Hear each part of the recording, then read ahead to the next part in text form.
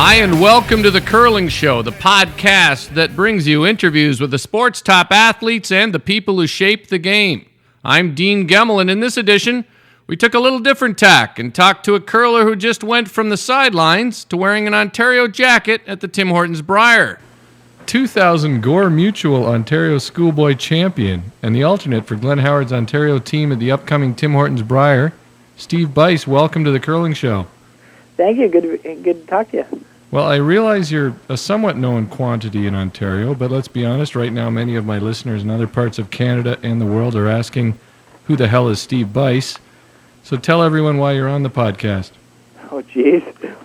That's a good question. Well, I've just been hanging around. I took a few years off curling, actually, and got back into it last year.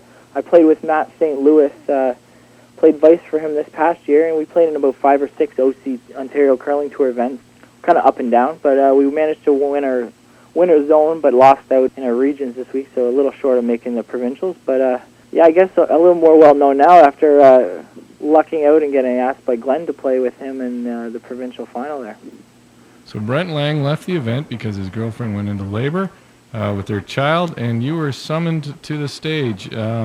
Tell me about the series of events that led to that.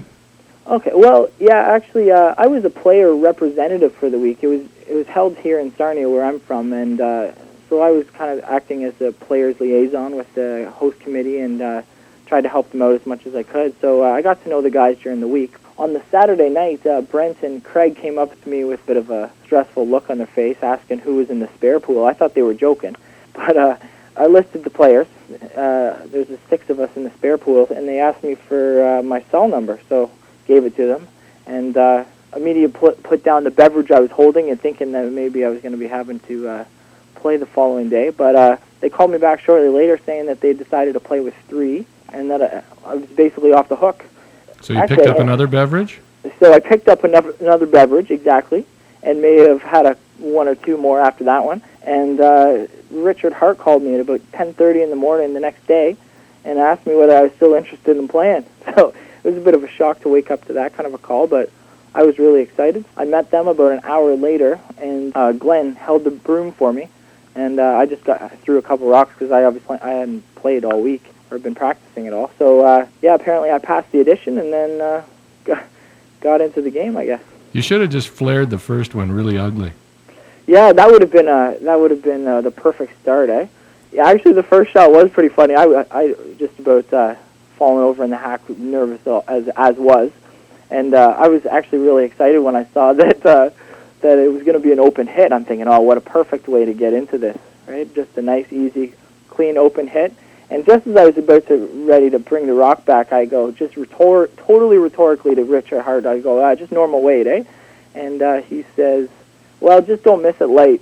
And I certainly didn't. I think the rock's still going right now. But so you threw Peel Plus.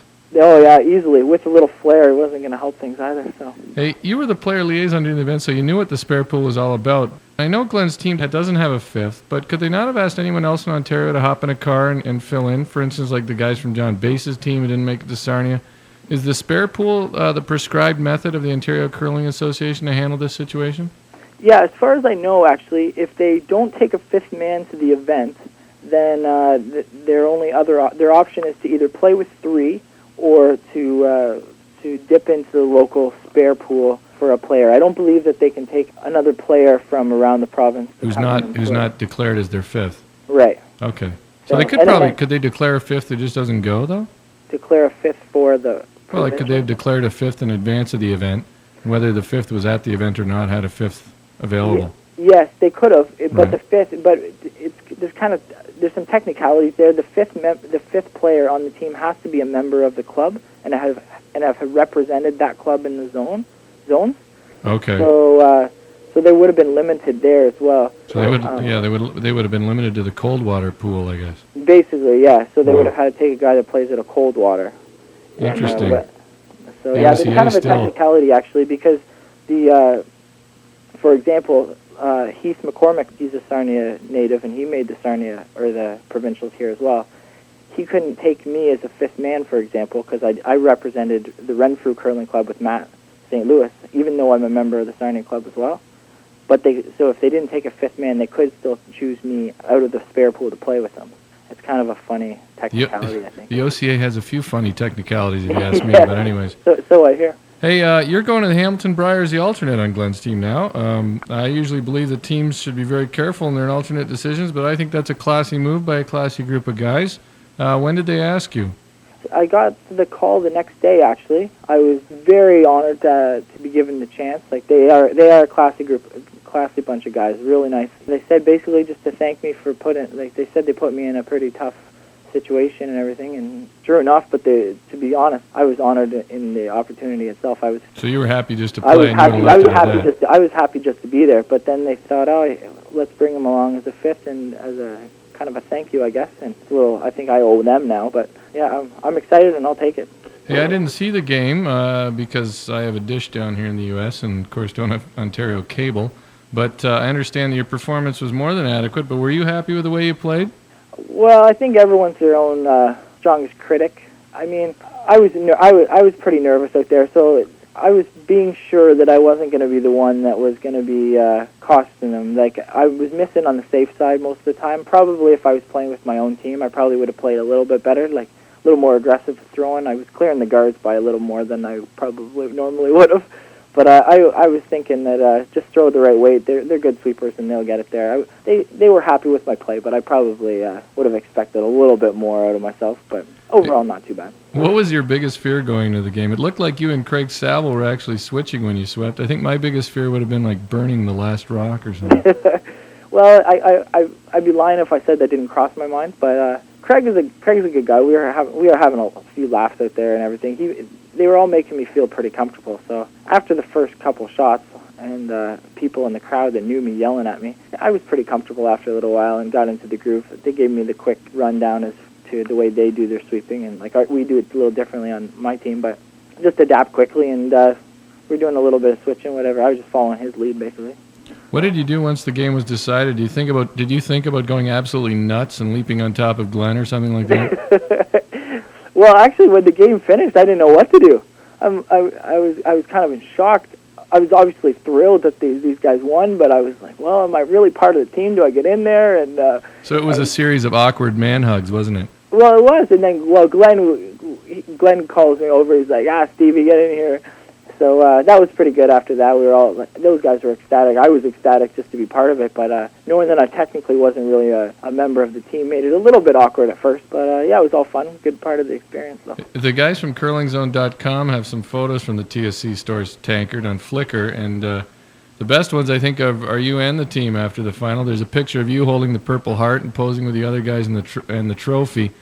You know, in some of the photos, it looks like you're starting to wonder if you couldn't sneak out of the building with that heart.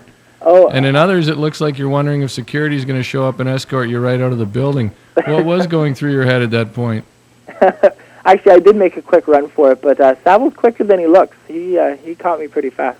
No, as soon as I got it, Saville looked at me. He's like, "Don't even try to make a run for it." But it definitely crossed my mind.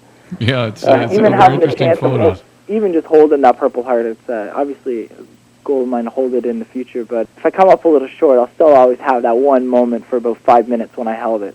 Hey, you know, this isn't unusual for Glenn's team. At this year's BDO Canadian Open, they had to summon Randy Dutame from the bar when Glenn and Craig were both ill.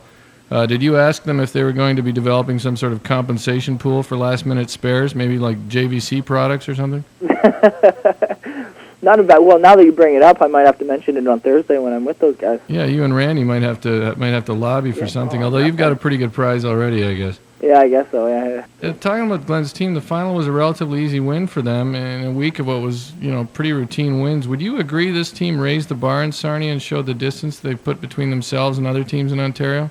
I was there all week, obviously watching all the games, and they didn't really have a. They hardly played a 10th end, They weren't really threatened all week. In fact, actually, in the final... That was the first 10th end they played, wasn't it? They might have went 10 one other one, but in the final was the first time they were behind all week. I think we took one in the first end, and Wayne took two in the second, and that was the first time they were losing all week. And so that made you feel good? Well, yeah, I was like, oh, I'm glad I could be part of that, boys. But they had the hammer, obviously.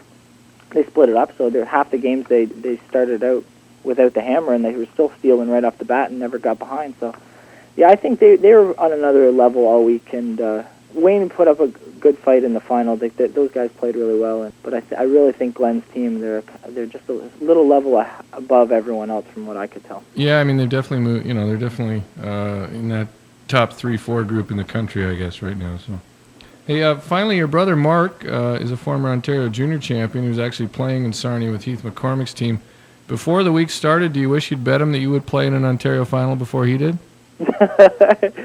There's been some jabbing around this household about that, actually. At the start of the year, we were kind of joking around. Heath and those guys had a really successful year on the Ontario cash circuit anyway, and they were a heavy favorite coming into the zones and regions to make it back to the provincials, and just by chance they happened to lose out in the zone. Our team, who was having a rough go of it, happened to make it through the zone, so the first thing I did was come home and put my zone patch on the fridge just to kind of rub it in. You guys are nice in that household. Yeah. Oh, yeah, this brother rivalry for sure. And then he comes home with his challenge round patch after we lost out in regions and trumps my zone patch. And just as I thought he got the best of me, I got this lucky experience. So now he's the jealous one running around. All right, Steve, we end with something we call the run back. I give you a topic, and you give me your thoughts in 1 to 3 words. Gotcha. Not getting a white patent leather belt to wear in the final. It's discouraging. Giving back that Purple Heart after the post-game photos. Like ripping my heart out. The general cleanliness of Brent Lang's shirt. Oh, I hope they washed it.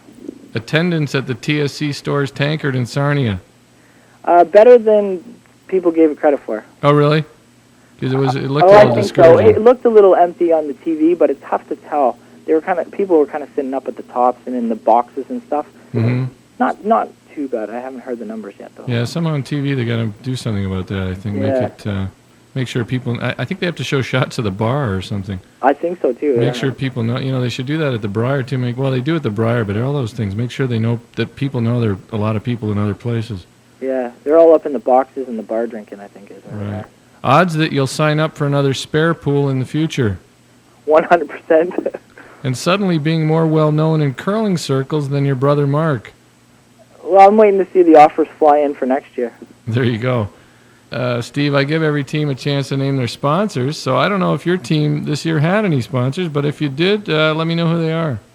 Yeah, no, actually, we were kind of a last-minute throw-together team, so we didn't really have to. So you were self-funded?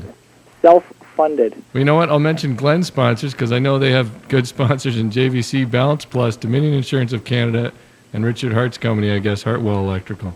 But, now, you have a little bit of a Rudy Cinderella story to tell for sponsors next year. I won't be forgetting this one anytime soon. So. All right, Steve, thanks for your time. Good luck in Hamilton. Have a great time. It's a pretty great ride you're on. Yeah, thanks very much. That's Steve Bice, out of the stands, onto the ice, and onto the curling show. Thanks for listening. Here's Black Pudding.